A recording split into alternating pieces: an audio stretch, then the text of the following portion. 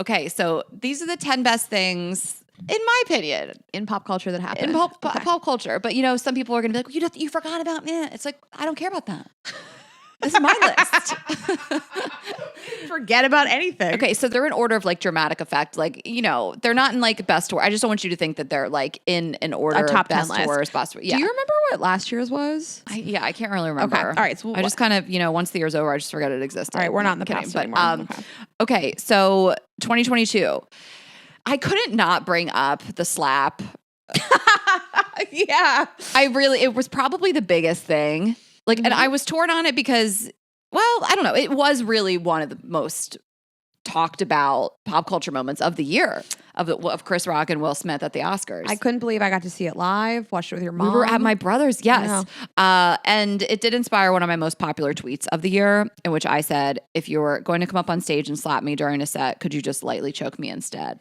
So that was a proud moment for me. Yeah. Tim Dillon retweeted it. I love that. Okay, next up, Adam Levine's cringe sex. What did he say? I may need to see the booty.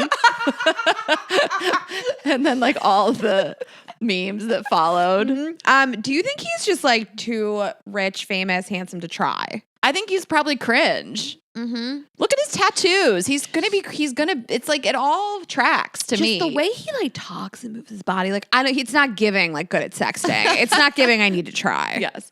Okay. You're going to talk about some of the breakups, but the biggest breakups on my list were, I just combined these into one. So now we're at like number 8, basically. We're counting down. Giselle and Tom, and then Kim and Pete. Every year, what else Pete, is there to say? Every year, Pete makes our list with someone and some publicity stunt that you think is a publicity stunt that is a real relationship. Yeah. Tom and Giselle, I don't know. I think they had a good ride, man. Yeah. I mean, like, I'd be sick of fucking the same person too after how many years? How many years have they been together? 20 years or something? Okay. Number 7, Zach becoming the Bachelor. Zach Shallcross, our next Bachelor.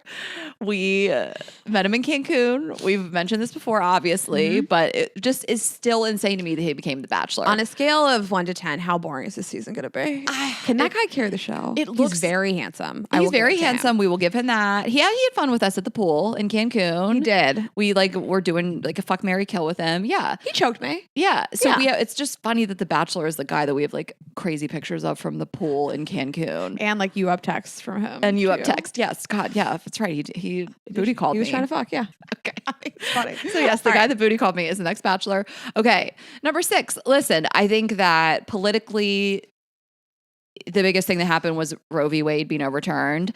And that is obviously not a top 10 pop culture moment, but I always usually bring something political into the mix. So I think that obviously that was such a terrible thing that happened in the country, but I really think it made people come out in the midterms and really push back and really show that this issue does matter and people don't want to live in a country where abortion is banned very clearly. We've talked about this over and over again, but I think that, this was like such a horrific thing that happened, but I think the aftermath really is showing of what people really want in this country. And I think what we saw in the midterms was really encouraging. Mm-hmm. And I was thinking about my favorite episodes of the year, and we did that bonus episode about this. And I'm so impressed by the amount of people that came out against this and the viewpoints that were shared. And it's really one of my favorite things that we've done this year as well, and just hearing your guys' opinions and thoughts and feedback on that. Yeah, really just having, we all feel like us in our community, we're all in this together. So if anything, it was such a terrible thing that we can like try to find the positive side of. Okay, Raina, something that we have not ever discussed, something that we are finally breaking our silence on is the GMA3 scandal. Now, because we went on GMA3 with Amy and TJ, and we were like all cutting up, talking to them about like vibrators and stuff before the camera started rolling. And then 2 months later, it comes out that they're having an affair. We have all these photos with them. It hit different for us. This was one of the biggest scandals of this month, and it is wild. I follow every gossip site like on the planet. It has taken over my entire feed, and I was like, I cannot believe we just met them. So we had this moment, you and I, and I just saw Good Morning America, scandal, cheating, divorce, yada, yada, all up in my feed. Mm-hmm. And then I texted you. I wasn't paying attention. I was just seeing it. We were super busy. I was seeing tweets. I was like, I'm not a big dedicated GMA watcher. Do I care about this? And I texted you and you go, Ashley. Well, they're the people we interviewed with. I said, what? It took me a long time too. It took me the whole day because I went to sleep and I'm like, why am I keep being fed these people's faces, this information? I don't care. Like people have affairs every day. And it wasn't until like 8 a.m. where my eyes like flew open and I realized who that was. And I have not said to you, Ashley, like that since you thought that show was real. Yeah, we have. It's funny when that happens when you're like, Ashley, I'm trying so hard not to tell you how stupid you are right now.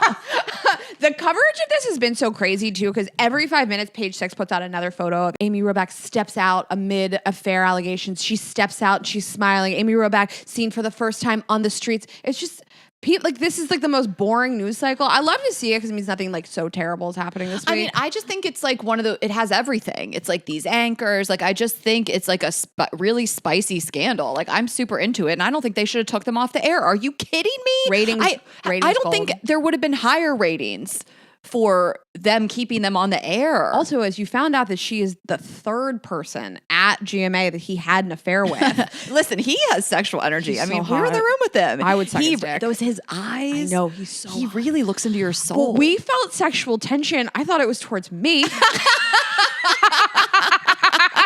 I was like, TJ is really trying to fuck.